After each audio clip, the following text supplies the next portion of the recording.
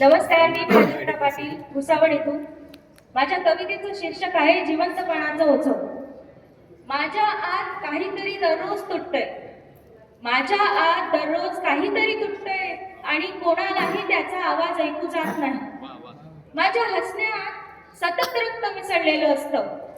माझ्या हसण्यात सतत रक्त मिसळलेलं असतं, पण पाहणाऱ्याला ते फक्त हास्यच वाटतं.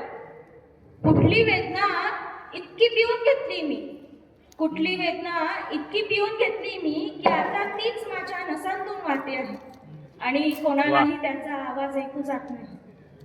शब्द ते तर केव्हाच संपले, शब्द ते तर केव्हाच संपले आणि अश्रू ते आता उष्ण नसतात, आणि अश्रू ते तर आता उष्ण नसतात, फक्त दगड झाल्यासारखे वाहत राहतात आणि त्याचा आवाज कोणालाही ऐकू जात नाही.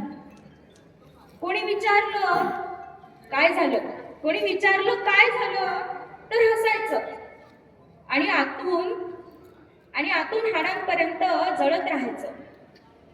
माझ्या आत काहीतरी दररोज तुटतंय आणि त्याचा आवाज कोणालाही ऐकू जात नाही. म्हणूनच कधी कधी वाटतं ही त्वचा फाडून, हे हृदय फोडून जीव सोडून द्यावा, तर कुणाला जाणवेल की मी किती ओरडत होते. म्हणूनच आणि कोणालाही त्याचा आवाज ऐकू जात नाही. जीव द्यावा एवढी अनावर होते इच्छा, जीव द्यावा एवढी अनावर होते इच्छा. जिवंतपणाचं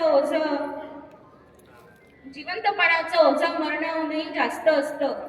माझ्या आत काहीतरी दररोज तुटतंय आणि त्याचा आवाज कोणालाही ऐकू जात नाही. धन्यवाद.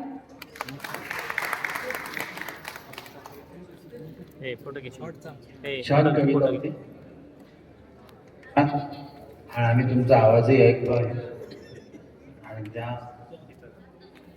आणि तुमचा सन्मानही करतोय.